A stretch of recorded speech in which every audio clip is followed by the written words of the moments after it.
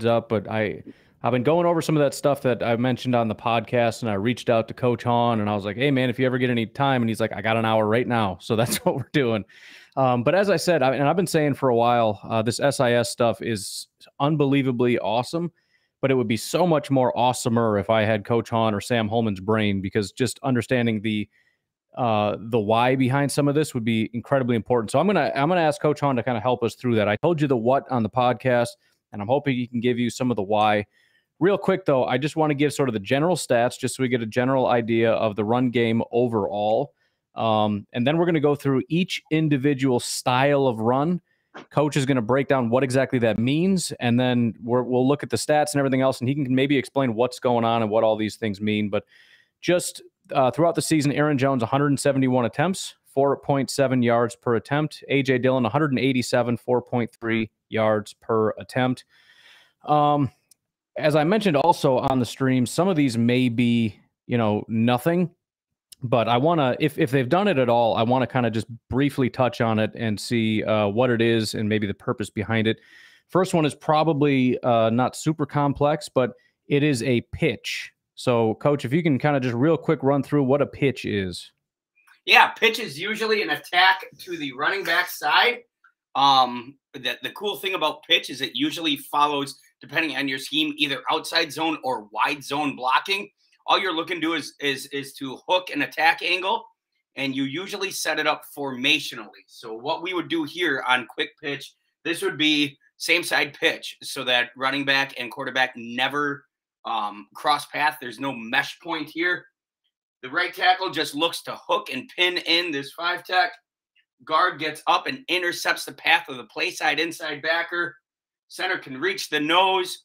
We're looking to this left guard here. It's really important that he runs to the linebacker's level and then hinges back for the flow of that Sam. And then we're just looking to either cut or go ahead and disrupt that 3-tech, and you're going to let this backside end run free, and you're getting out the gate quick. You're running pitch because you've done something out here formationally that you like. You got your big receiver on a nickel. Oftentimes you see teams spread out a tight end, and a corner will go with it, and you're like, sweet, we're taking that matchup all day long. A couple years ago, the Vikings split out Kyle Rudolph, and everybody went nuts when Preston went out there with him in man coverage. Pitch is a great man beater if you like the matchup you get. So you're just hooking everybody to the inside, getting an athlete right here out in space, and letting them go with it. Yeah, and you mentioned athlete. I want to look at the stats real quickly here. Remember, they ran roughly the same amount of times, and then the yards per attempt were kind of roughly in the same area. But A.J. Dillon did this significantly less. He had 11 attempts for 4.5 yards per attempt. Aaron Jones, however, 21 times they ran this, nearly 7 yards per attempt. He was at 6.9. So I'm guessing that's not a super big surprise to you that Aaron Jones is more of the pitch guy than A.J. Dillon? Yeah, no, it totally makes sense. You want the guy who's a little bit better in space. You want the guy with a little bit better top end speed, that what everybody calls that extra gear or whatever you classify that as. But yeah, you want to get your athlete in space. Pitch rules. I love pitch. Great change of pace. And then I don't have any particular order other than I'm going in the order they have it set in. And I'm going to do the stats first just so you can kind of run through as you're doing the explanation. But next is inside zone. This is something the Packers have done a ton. I mentioned on the podcast, I was surprised to find that they did this as often as they did. I mean, I know they're a zone team, but A.J. Dillon did this 80 times, 3.9 yards per attempt. Aaron Jones, 64 times, 3.5 yards per attempt. So they did it a ton. The yardage is relatively low. And so if you could kind of let us know what inside zone is and maybe explain why they're running it as much as they are, despite not having a massive amount of success with it. Yeah, I'd be really interested to see how this site classifies inside zone, Sure. because you said many times that you guys are an outside zone team, and I don't agree with that. I think you guys are a wide zone team. Sure. So the way that I break up zone blocking, and zone blocking is a whole family. Everybody's got a different way to do it. But the way that I block up, or the way that I differentiate zone blocking is in 3 different areas. Inside zone, which is violent downhill A-gap running. Then I take wide zone, which is still a pretty violent vertical attack with some great cutback opportunities.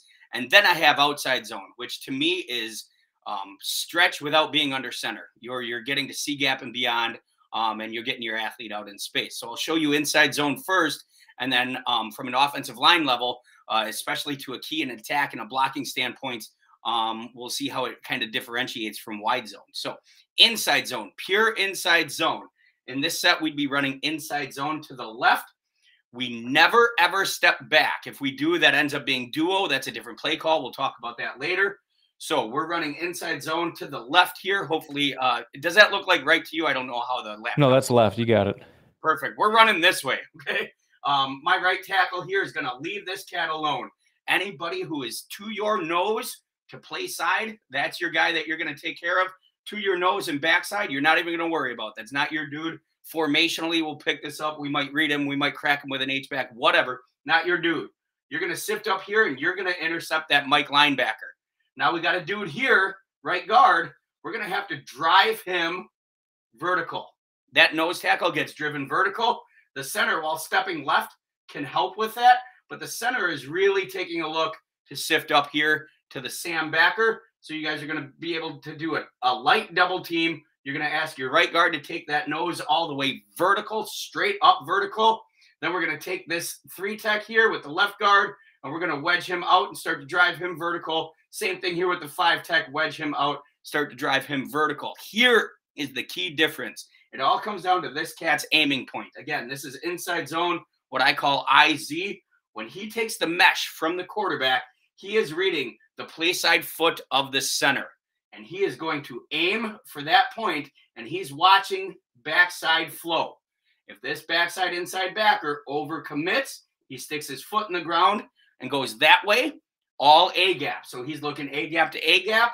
If we're able to intercept this backer with this tackle, then he's going to go ahead and push this sucker into the play side A gap. So you're literally looking as much as you can. There are some different rules called bang, bend, bounce, but you're looking as much as you can to hammer this sucker A gap. The Packers like to actually use inside zone when they get a light box, we call it a 5-man box or less, 5 defenders or less in the box. They'll hammer inside zone. They're not afraid of it. But when they start to get some of these heavier boxes, like a 6-man box here, that's when they start to move to wide zone. So, and again, I understand, and this is probably true with a lot of the things we're talking about. Terminology can change from thing to thing and how you quantify things. And there might even be some overlap between this or that or the other. So we're talking kind of generally here. But if I did tell you that inside zone was a bit of a struggle for the Packers, and you had to venture a guess, whether that be the offensive line or the skill set of the running backs, what is maybe an area that they're struggling with and could possibly improve to get better at that inside zone running? First and foremost, with inside zone, it comes with consistency. And we know we haven't had consistency on the offensive line in Green Bay in a long time. If you're going to run this double team right here, you got to know exactly when to pin off to get up to that Sam.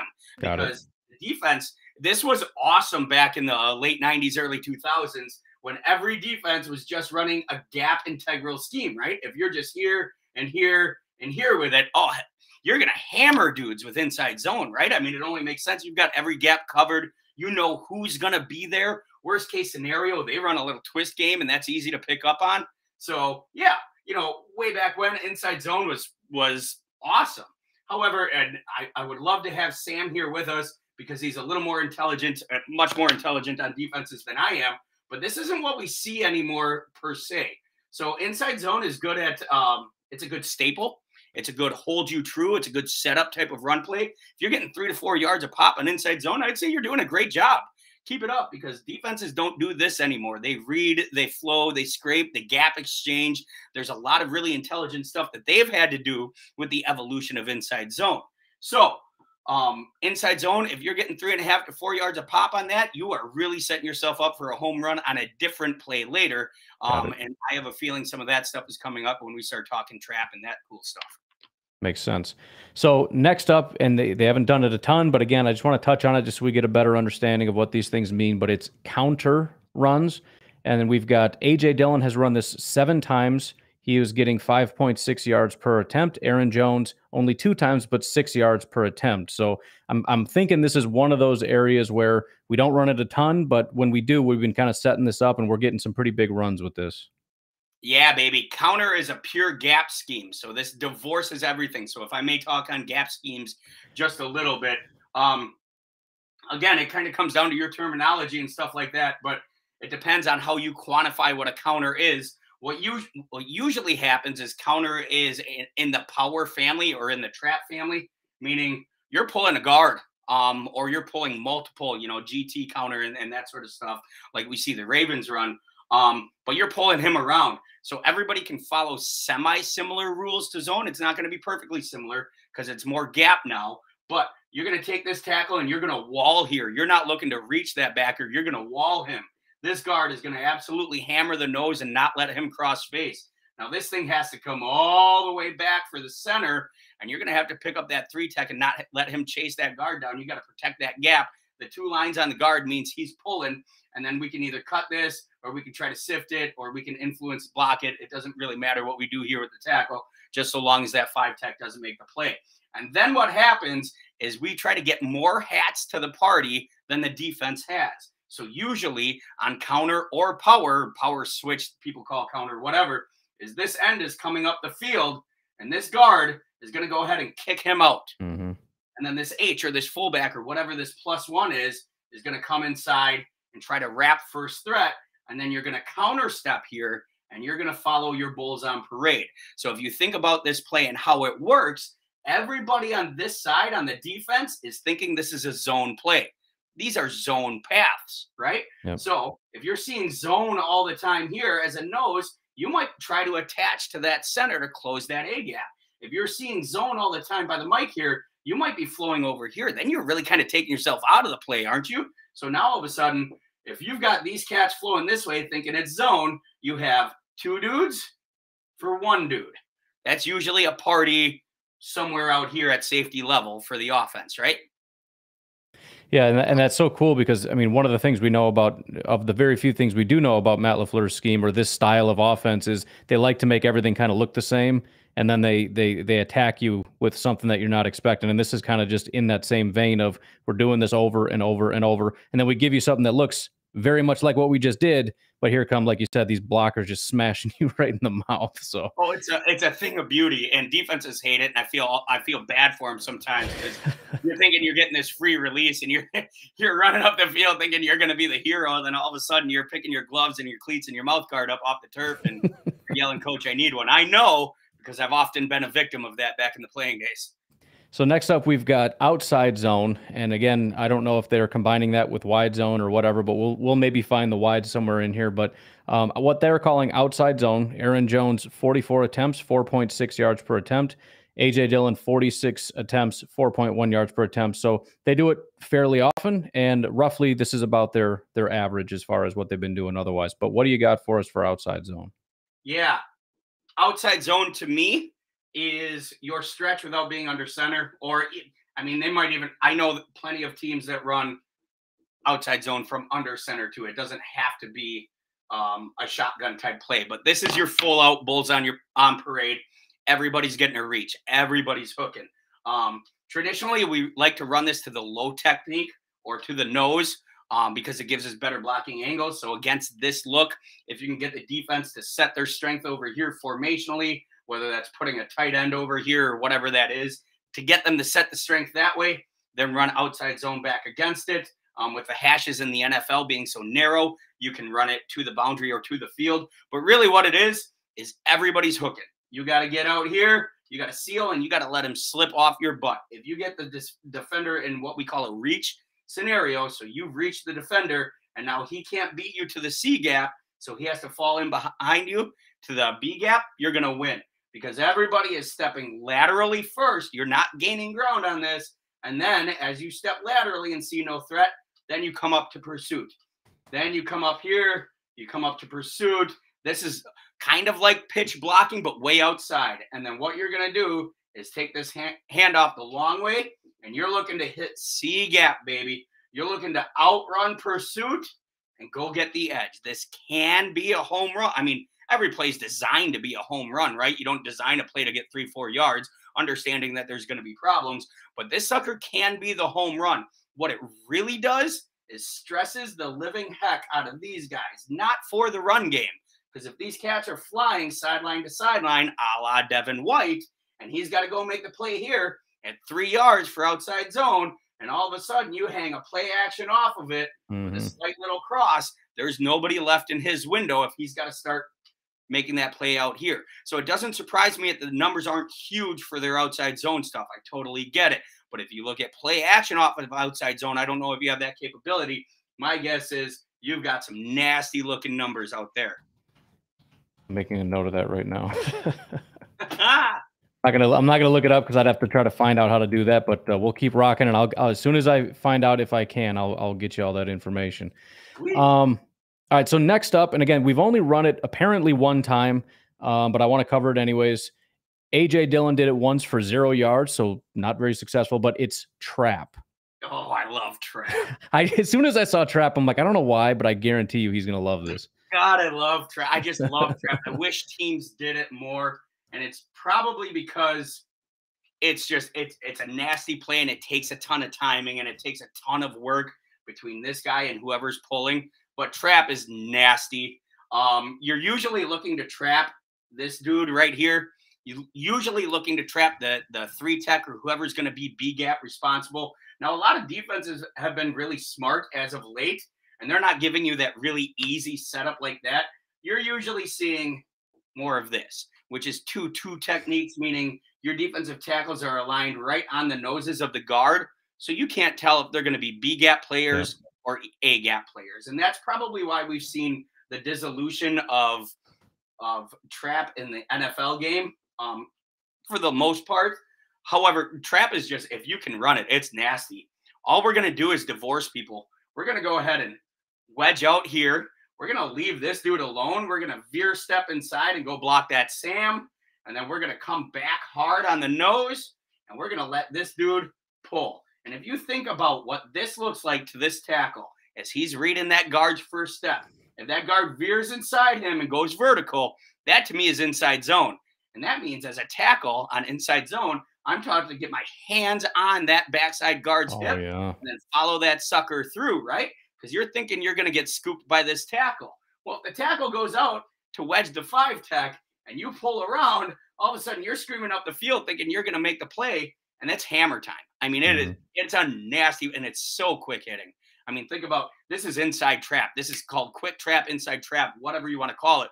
This is a brutal play, and this is where things can go absolutely bananas. But you got to get the right defense for it. You got to get a gap. It doesn't work against a gap exchange or a flow type defense. It doesn't work if you have 2-2 techniques. You know, it's a very limited play. It's an old school play. But if you see trap, oh, baby, can you make trap work?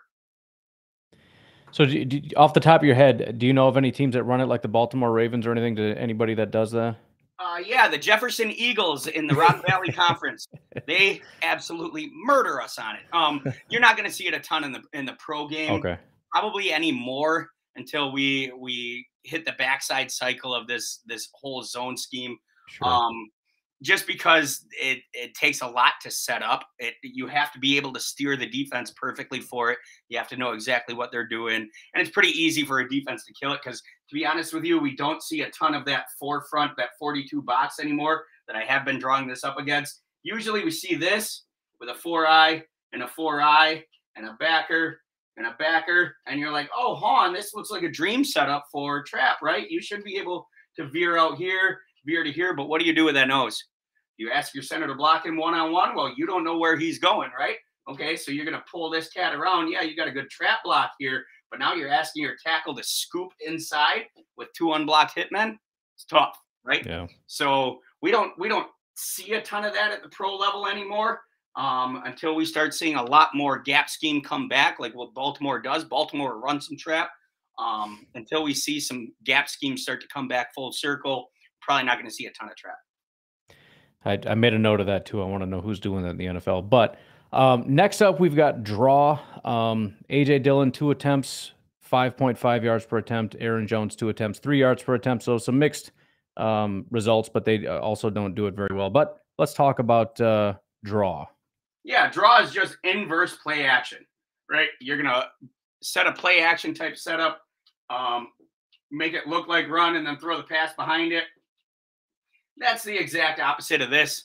All you're going to do is hit your big, long pass set here, big, long pass set here. You're probably likely doing this out of some sort of man slide protection, send the center one way. Really what you're looking to do is get these backers to bail out into their coverage drops, You're going to set on a time. Usually people have a code word that they have to say, a long word. Mississippi, Mississippi, anti-disestablishmentarianism, and then go, all these crazy words, right? So these guys all got to say the word, say the word, say the word, bait the defense up the field. You're going to settle, cross, and go. It only works if the backers bail. Only works if these guys take the bait. So it's only as good as these guys make it look. You got to hit your full pass set. You got to be committed to the pass set to get some of these speed rushers up the edge. Then you got to wedge this out and hit the middle and hope that you hit it faster than pursuit can get to you. Another one that's relatively familiar to most people, kind of like draw, and it's not really a running back thing, but it's still technically a run play. So let's talk about it. It is end around. Yep. Allen Lazard, Amari Rogers, Equanimous St. Brown. You got Lazard 1 attempt, 13 yards. Amari Rogers 1 attempt, 11 yards. Equanimous 2 attempts, 0.5 yards. So that didn't go great for EQ, but let us know a little bit about end around and how that works. This is totally, absolutely 100% a run play. And anytime we try to diagnose a run play, we don't care what the running back or anybody else is doing. It's all on the offensive line and how similar can we make it for the offensive line. So you can window dress this however you want. You can, if you're out here with your M, you can put him in motion and jet him across. You can run him in orbit and then return. We've seen all that sort of stuff, right? Doesn't matter for the offensive line. What you're running is outside zone. You're getting your hook. You're getting your up and your hook. You're getting your hook here and here. All this window dressing stuff is for the secondary. And a lot of times teams will use end around as a safe play. You're probably going to gain 2, 3, 4 yards, right? You're not looking to hit that home run. If it turns into that, great. But you're not looking to hit that home run. A lot of teams will use this as a setup play to understand how the defense is going to shift to a motion, how they're going to adjust to certain motions, certain overloads. If you come from twins and you're going to jet across into a trips type set or something like that, how is that secondary going to respond? And you'll make note of that for later in the game. And it's a safe way to do it. It's 1st and 10. You're going to run a little end around. You're going to get 3 yards. Your cat's going to get pummeled out of bounds, but exactly now this strong safety here, he's going to spin up to top of field, which means you're going to get a reduced down, and now you can throw against cover 3 or something like that. It's really a setup play at the NFL level. For us at the high school level and even at some of the college levels, it's a great way to get your cat the ball in space. We have much wider hashes, as I said, so our field is much bigger. We love running jet sweep to the field, and we might end up with an outside backer here who's completely unblocked. And we just tell him, hey, you're our best athlete, go make a miss in space. So we use it differently than the NFL does. They like to use it as a safe play to diagnose some of that motion and how they're going to adjust to it. All right, so next up, we're on the second column here, so we're making some headway. It's a stretch play. Aaron Jones, 9 attempts, 5.8 yards per attempt. A.J. Dillon, 15 attempts, 4.5 yards per attempt. And even Patrick Taylor got in on some of this. 3 attempts, 2.3 yards per attempt. Yeah, usually stretch comes out of a little bit heavier personnel set. So we'll do this. Typically, you'll do this under center. And let's just say you get a heavy personnel set like this, where you've got a tight end and 2 running backs, or 2 tight ends and 1 running back. I don't care if you call it 12 or 21, just depending on how you classify this. You do this. You tend to do this against with a condensed set against a little bit heavier box. You'll try to bring that outside backer down into the box a little bit. You're going to have still, some semblance of a bump, but not a crazy bump. You're going to hang your will backer out there. And really what you're doing is kind of outside zone gap rules on this. You're going to let him wedge, and you're going to try to get the hook here. You're going to try to get the hook here. You're going to send him up to the play side inside backer, knowing he's never going to get there. That play side inside is going to be gone by then. But if you give him that landmark, he should be there to intercept the mic on the backside for pursuit. You'll hook here, and you'll just kind of wall off, or sometimes teams will pass set him. Doesn't really matter. And then you're just trying to lead around. And then what stretch is this big, long reverse out. You see that big, long developing play, right? And this is really, really sweet because you reverse out, you hit that mesh, and the quarterback takes that, and then you're looking to get outside, more of an outside zone-ish type of look out of a condensed set from under center. And what this really does, what the Packers love to do, is instead of reversing Rodgers out, let him take that big, long step out to intercept T-path and then run play action off of it. Because this dude always gets lost. So you go ahead and hit that outside backer for a 1-2 count, and you drag them across and play action. Stretch, stretch, stretch. You get these backers flowing here and here. Let's say you got a stacked corner, and now you're out of dudes, so you got to have a single high safety because you're against. Sorry about the dogs. They're up back there fighting or something. I don't know. It must be treat time. But they're back there because of the condensed set. You're probably getting that single high safety. He starts running the alley. Doesn't see that tight end until late. You got that big, long, naked boot from Rodgers. I mean, that's a fun play. And Stretch sets that one up. The next one is extremely similar to an end around, but I want to talk about it because I am curious the nuanced differences between them and maybe why run one or the other, but it's a jet sweep. Equinemius St. Brown, 1 attempt, 13 yards per attempt. Alan Lazard, 2 attempts, 9.5 yards per attempt. Randall Cobb, 1 attempt, 1 yard. Yeah. This is the only one where, I mean, offensive line-wise, you're still running outside zone. Okay, You're still doing that. The lone caveat to jet sweep to me versus end around type of stuff is that it always goes in front of the quarterback, and that's the key because you run jet sweep here out of motion in front of the quarterback where the quarterback catches the ball and then soft tosses it forward. You catch the snap out of shotgun, you soft toss this sucker forward. So if there's any sort of miscommunication or mess up here, that ball hits the ground, it's incomplete. It is not a fumble. That's the big distinguishing factor for me and for us in our vernacular with that. But it's the same kind of thought process. It's a very safe way to dictate motion. However, it's limited in the ways you dictate motion because you can't run any orbit stuff off of it. You can't have that guy come back around the backside of the quarterback. You can't run trade or anything off of it. You're literally running this cat in front of the quarterback.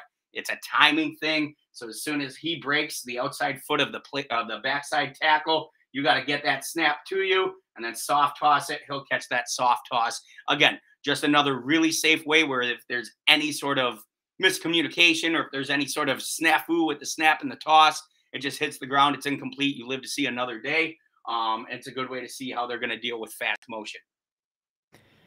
Next up, we've got lead. This is another one that isn't done a ton. A.J. Dillon once, 2 yards. Aaron Jones twice, 2 yards per attempt. And then Patrick Taylor got in once for 6 yards, actually. So what do you got for lead? Lead is a heavy personnel set as well. A lot of teams run this out of an inside zone thought process. I've seen the Packers do it out of a wide zone process just a little bit more. But it's essentially what the name sounds like.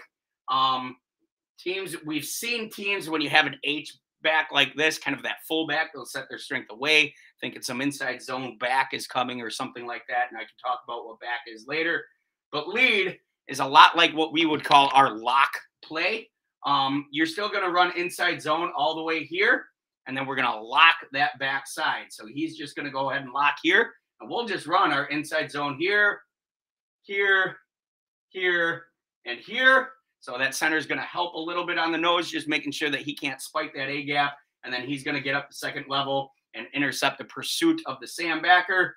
Then you're going to go right in the divorce, what we call the bubble in pass pro. When we talk about man slide pass pro, this is just like man slide pass pro, except you're getting down the field. So that H-back is going to lead up an ISO on that inside backer, and you're just going to follow that. Next one is another one that you just kind of look at and say, okay, this is a Coach Hawn thing, but it's power. Yeah, baby. Kylan Hill's got 1 for no yards. Aaron Jones, 10 times, 2.6 yards per attempt. A.J. Dillon, who, as I mentioned on the podcast, as soon as you saw power, I kind of thought to myself, this feels like an A.J. Dillon thing. 7 attempts, 8.6 yards per attempt running power. Power and counter are cousins. And it all depends. Everybody calls them a little bit different.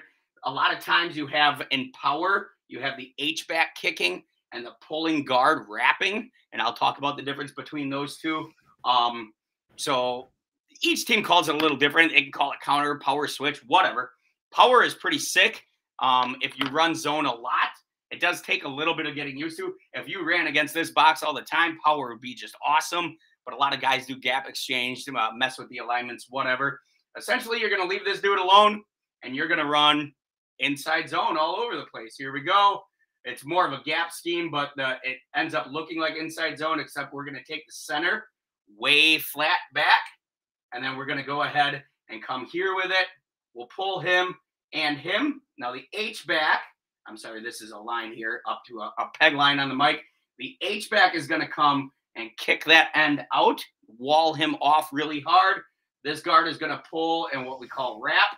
So he becomes essentially a running back. He's going to see that H-back kick here. And if that end spikes in, the H-back is going to go ahead and log. And then the guard is going to make him right, either in B gap or C gap. Wherever these two go, the guard is going to go the opposite way. He's going to lead through, and the tailback is going to follow him. It is a violent run. The tailback's got a little ways to go to gain steam, but for a guard and an H-back, a fullback, whatever you want to call them, it's fun because they are violent. I mean, you can get on a move and just clobber dudes. You don't see it as often in the NFL anymore because of a technique called wrong arm, which guys get pretty good at in college, meaning this defensive end right here, when he sees this pull coming, when he senses it, and they've gotten a lot better at sensing it, he'll go ahead and dip his outside shoulder to the inside and wrong arm this thing, and then he'll be sitting there to intercept the guard, meaning you've got either your will backer or whoever it is here unaccounted for. But power still works. It's a great change of pace to a zone scheme. So, and I, you know, I make the joke that power sounds like A.J. Dillon, but am I any bit on the right track with that? Is he a little bit more built? You mentioned that it's kind of a build-up speed kind of a thing, and it feels like if you give him a little bit more space to operate as opposed to Aaron Jones, who's real quick, I mean, he can just fly. He doesn't really need a lot of build-up, but you picture A.J. Dillon getting a few steps, a little bit of it, head of steam, and he can do some damage. If you had to pick, would you make him your guy, or is it really just whoever can follow their blocker and do their job is the guy I want?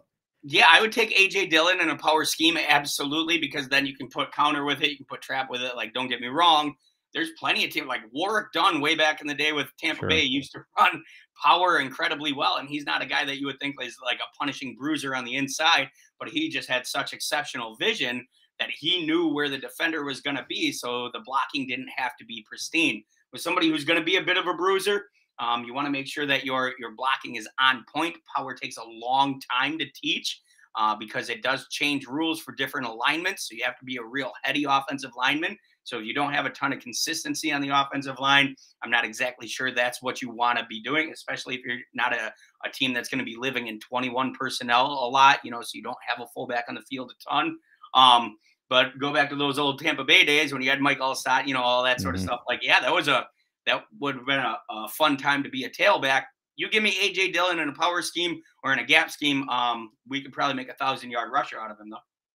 So we got four more. The next one up is sweep. We've got 2 attempts from Aaron Jones for -1 yards, 1 attempt for Patrick Taylor, 5 yards, and then A.J. Dillon has not done it. So it's obviously, again, not a very prominent one, but let us know what you got for sweep. Sweep is just elephants on parade, we call it. It is full turn and run. Usually do this out of a bit of a loaded set so that we can load these up a little bit more. Kind of the same rules, if you will. So you'll tend to see a more reduced split out of the offensive line when this is coming.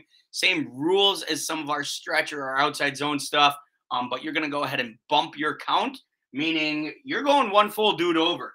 You're expected, if you're a starting right tackle in the league, you're expected to be able to hook that 5-tech or that dude outside of you who's C-gap responsible. Sweep's going to ask you to get way around him. And then the guard, you just come push him. Center, see if you can get that dude, right? And you're going to get way out. You're going to go ahead and run lateral on this, and you're going to bump your count.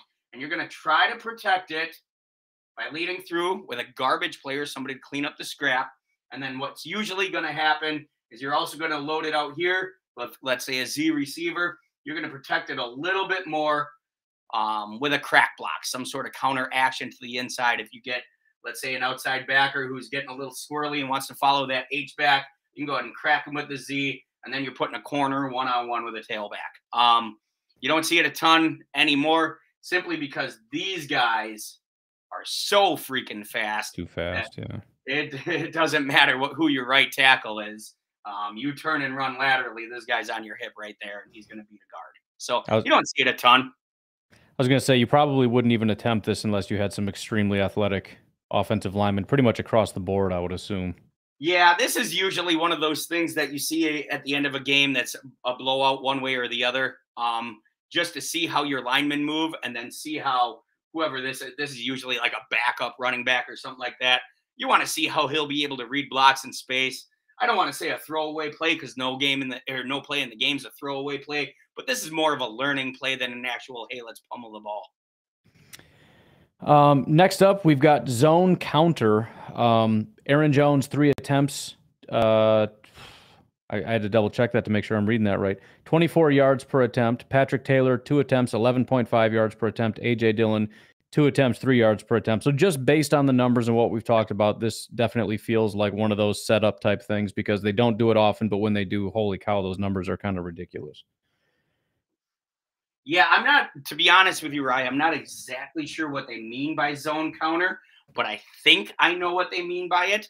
Okay. And if that's the case, yeah, this thing is nasty. This is what we call DCB for us, which is designated cutback. When you get to running some inside zone or some wide zone, as we've talked about, and you really see these guys flowing to it. Let's just say they're pummeling you, they're beating you inside. They're really, really flowing well. This guy is really squeezing this sucker down, all that sort of stuff. You can run what we call DCB. This might be zone counter. I'd have to see the film to see if it's what they're running. But let's just draw up inside zone right here and say this poor left tackle never gets to the mic because the mic, as soon as he's keying the guard, as soon as he sees him engage that nose, he's flowing over. He's cheating the play, right? He's flowing over. He's becoming an extra hat to the play side. Once we see this, we'll let that tailback take that mesh and just sit for just a brief second and then take that sucker backside. It's a designated cutback play to us anyways. I can't speak on the Packers because it doesn't come to mind. I don't have the film, but we'll go ahead and protect that cutback just in case this tackle, if that mic does re-establish and start to drift back, we'll sift our tackle up here. But yeah, designated cutback is definitely a setup play if zone counter is what I think it is. Kind of makes sense too because it also sounds like one of those things where you're beating us and we're gonna hurt you because you're, like as you said, cheating, and we're gonna we probably do it one time and it'll never happen again because they're not gonna let you do that again. So that actually makes a lot of sense if that's what we're talking about. All right, now we get to duo. Patrick Taylor, 5 attempts, 3.6 yards per attempt. Aaron Jones, 12 attempts, 4.3 yards. A.J. Dillon, 13 attempts, 4.5 per attempt. I love duo. I want to go on the record saying I love duo.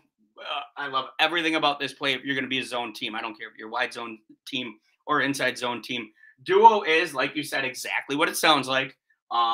You're trying to build double teams and you're building them everywhere and you're committing to them, which means you're putting an awful lot on that guy. Your offensive line is going to take their double teams and they're just going to pummel them off the line. We usually see this away from the strength. So if you've got an on tight end right here, we're going to go ahead and we're going to run it away weak side as often as we can. And we're going to ask this kid to be special, to make a read and be special. What duo is building up intentional double teams. So we would have, when we draw double teams, by the way, we tend to draw them in triangles. So we do this, meaning this guard's allowed to false step now. We're running duo to the left for the offensive line. This guard is allowed to false step. He doesn't have to step with his left foot. He can go ahead and pummel into and just charge with reckless abandon into the gut of that 3-tech because he knows he's got his right tackle coming to help him out. So what we teach in duo is guard, I want you to get into his belly button and I want you to lift him up. And I want you to give your right tackle an absolute slab to pummel him because we don't have to worry about that dude right now. Technically, the double team is supposed to go up to that guy. I couldn't care less about him. That's now the running back's responsibility. Running back, if we can give you that much space and you can't beat him, we need a new running back. So we're going to lift you up. We're going to drive you here. We're going to lift you up. Same thing. Drive you here and be absolutely brutally violent in duo. And then we're going to go ahead and wedge here. And you can see how formationally we've built 2 double teams right here at the point of attack. Duo is inside zone with double teams and violent inside zone. Absolutely brutally violent inside zone. One of these 2 double teams will carry up into linebacker level. depending on how these backers flow. Okay, so let's just say for fun's sake, this one carries up and this one doesn't. This one stays put, and you've got a 360-pound nose who is just a bulldog. Okay, guess what, dude? This Mike is going to be the unblocked hitman. If you're going to take the ball here and you see this double team forming here, you better get your tail out here and you better get going, because if he beats you to the point of attack, sorry, that's your fault. Inversely, running back, let's just say we built this thing and now this Mike is wanting to scrape over and this Sam's kind of cheating over. If he beats that double team to it, he's going to come A gap, unblocked. If you get here and there's a linebacker right here, maybe don't run here. Maybe put your foot in the ground, go be a special athlete, and get out here. What we're looking to do on duo is absolutely decimate the line of scrimmage and make you beat a linebacker. Read a linebacker, beat a linebacker. And then I did promise one more, although we didn't need to do it because the Packers have never done it. But since I said we'd do one more, I'm curious if you could let us know a little bit about Wham. Wham is so dirty, dude. Wham is that's the other reason why. If it was some kind of zone, we might just be done right now. But I'm like, Wham sounds like something he really wants to talk about. So let's just do Wham. Wham is zone. Wham is zone when you cheat, when you have somebody who is brutal right here. It could be your quote unquote fullback. It could be your tight end, whoever you want to put there. Wham is trap, but Wham is a protected trap. Okay, so we're still going to trap that 3-tech. We're going to go right here with that zone step. We're going to come here. We're going to go ahead and double this up to Mike, and we're going to block that. So we got all those dudes accounted for except for him, right? Who do you think is going to wham that dude? He's always thinking like, hey, I'm watching this guard to this guard, right? This guard to this guard. This is so unfair. If he steps up here, then this guy just simply stutter step up, thinking it's going to be a lock type of play or what you guys call zone lead. And then he just rifles across and ear holes that 3-tech. And then you just go ahead and take that sucker wherever you want to go with it, tailback. You can go A gap to B gap. It's designated to go B gap, but you can read that Sam backer. This used to be just an absolutely deadly play when teams would play straight up defenses like this, gap sound defenses. Now that you start to see more 2 techniques or more of a nose and 2-4 eyes type of thing, it's a little more protected against. So you don't see a ton of Wham anymore. Plus, it takes a pretty special cat here. John Kuhn would have been the perfect Wham blocker. I don't know that I can't say for certain that Green Bay has a Wham dude on their roster right now. You got to be nasty. You got to want to hit. You got to want to bring the pain. Otherwise, Wham's never going to work. But if you can make it work, you can be very greedy and very multiple with how you run things. Yeah, I was just going to say, I bet this would be a little bit more of a John Kuhn type of thing. So it's funny you mentioned that. But I know you got stuff going on, Coach. So I really appreciate your time in doing this because, again, it's good to look at the what, but it's also important that we know why they're doing it and what it all means. So I appreciate you taking time and helping to give us a little bit of a better insight on that. So thank you, and I hope you have a good time with your festivities tonight. Bro, always my pleasure. And anybody, if you want to talk some ball and you want to learn, or if I did something wrong, you want to teach me, I'm all for it. I just love doing this stuff, man. Thanks for having me. All right. Have a good night.